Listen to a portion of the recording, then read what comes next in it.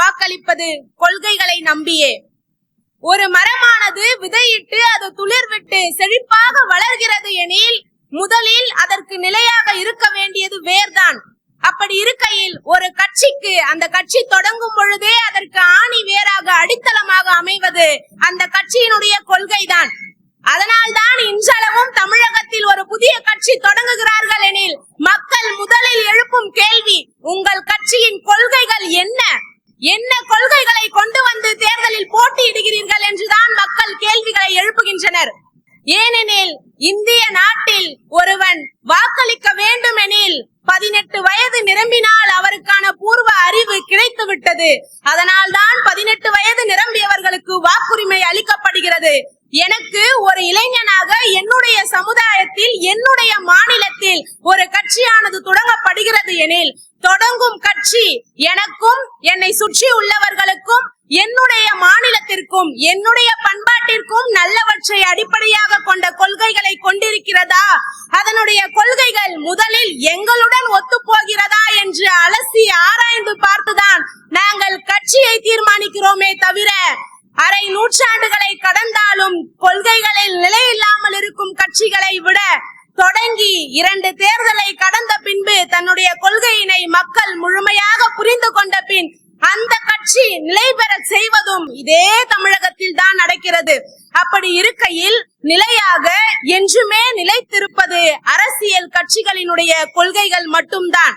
ஒரு நாட்டிற்கும் ஒரு மாநிலத்திற்கும் உதாரணமாக இந்தியாவினையே எடுத்துக்கொண்டோமானால் மாநிலத்தில் ஒரு கட்சி இருக்கும், மத்தியத்தில் ஒரு கட்சி இருக்கும். மத்திய கட்சியினுடைய கொள்கைகள் ஒட்டுமொத்த இந்தியாவிற்கும் பொதுவானதாக இருக்கும். மாநில கட்சியினுடைய கொள்கைகள் அந்தந்த மாநிலத்திற்கு அந்தந்த மக்களுக்கு எப்படிப்பட்ட வாழ்வாதாரம் வேண்டும், எந்த சமுதாயத்தில் எப்படிப்பட்ட சூழலில் அந்த மக்கள் வாழ்கிறார்கள் என்பதனை அடிப்படையாக கொண்டு அமைக்கப்படும் கொள்கைகளை கொண்ட கட்சியே நிலை பெறுகிறது. ஆக எந்த கட்சியினை எடுத்தாலும் அதனுடைய கொள்கைகள் தான் முதலில் நிலைத்து நிற்கிறது. மண்ணில் நிலைத்து நிற்கும் அந்த கொள்கைகள் மக்களுடைய மனதில் நிலைக்கிறது. மனதில் நிலைக்கும் கொள்கைகளை அலசி ஆராய்ந்து இவருடைய கொள்கைகள் எனக்கு வாழ்வளிக்கும், என்னுடைய வளர்ச்சிக்கு துணை நிற்கும், என்னை போன்ற இளைஞர் பெருமக்களுக்கு துணை நிற்கும், என் ஒட்டுமொத்த தமிழகத்திற்கும் துணை நிற்கும் எனும் பொழுது என்னுடைய தேர்வானது அந்த அரசியல் கட்சியை சார்ந்துதான் இருக்குமே தவிர மக்களை தேர்தல் காலங்களில் ஈர்க்கும் அந்த வாக்குறுதிகளில் இருக்காது.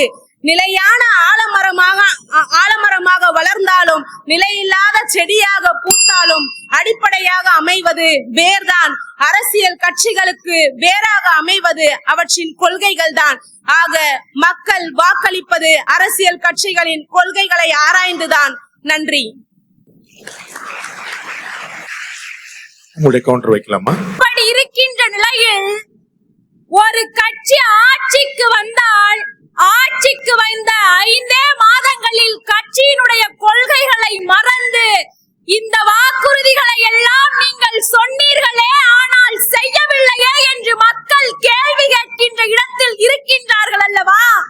அப்பொழுது தெரிய வேண்டாமா அரசியல் கட்சிகளுக்கு மக்கள் வாக்களிப்பது வாக்குறுதிகளை நம்பிதான் என்று? ஒரு 5 ஆண்டு ஒரு கட்சி ஆட்சி புரிகிறது, அடுத்த 5 ஆண்டு இன்னொரு கட்சி ஆட்சி புரிகின்றது என்ற நிலை வருகின்ற பொழுது இந்த கட்சிகள் நிறைவேற்றப்பட்ட மக்களுக்கு சாதகமாக இருக்கின்ற ஏதோ ஒரு வாக்குறுதி அடுத்து நடக்கின்ற வேறொரு ஆட்சியிலும் மாற்றப்படாமல் இருக்கிறது என்றால் வாக்குறுதியினால் மட்டும்தான் மக்கள் ஒரு கட்சிக்கே வாக்களிக்கின்றனர். சில கட்சிகள் தொடங்கி கட்சியினுடைய கொள்கையே என்னவென்று தெரியாமல் இவர் இந்த வாக்குறுதியை கொடுத்ததனால் இவருக்கு நான் வாக்களித்தேன், அவர் ஆட்சிக்கு வந்தால் அதை செய்வார் என்ற நம்பிக்கையில் தான் வாக்களித்தேன் என்று இந்த காலத்து மக்கள் நினைத்து கொண்டிருக்கின்றார்கள். காரணம் என்னவென்றால் கொள்கைகள் மக்களினுடைய நலத்தை பாதுகாப்பதாக இருக்கிறது என்று கேட்டால் பல்வேறு கட்சிகளுக்கு இல்லை என்றுதான் கூற வேண்டும். தான் இந்த மதத்தை சார்ந்தவன், அதனால் என் மத கொள்கை அந்த கட்சியில் இருக்க வேண்டும். தான் இந்த சாதியை சார்ந்தவன், அதனால் என்னுடைய சாதியினுடைய கொள்கை என்னுடைய கட்சியில் இருக்க வேண்டும்